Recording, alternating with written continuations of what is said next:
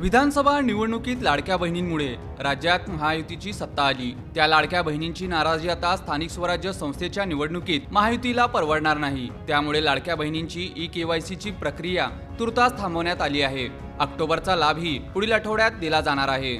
मुख्यमंत्री माझी लाडकी बहीण योजनेला 28 जून 2024 रोजी मान्यता दिली। जुलै 2024 पासून योजनेची अंमलबजावणी सुरू झाली। 15 ऑक्टोबर 2024च्या मुदतीत राज्यभरातून 2,56,00,000 महिलांनी योजनेसाठी अर्ज केला, पण 6 महिन्यांनी निकषावर बोट ठेवत योजनेच्या लाभार्थींची पडताळणी सुरू झाली। पहिल्यांदा 4 चाकी वाहने असलेल्या महिला, केंद्र व राज्य सरकारच्या वैयक्तिक योजनांचे लाभार्थी, सरकारी नोकरदार महिला, एकाच कुटुंबातील 2 पेक्षा जास्त लाभार्थी महिलांचा शोध घेण्यात आला। याशिवाय चुकीचे वय दाखवून किंवा कमी वय अधिक असताना देखील योजनेचा लाभ घेणाऱ्या महिलांचाही यात समावेश होता।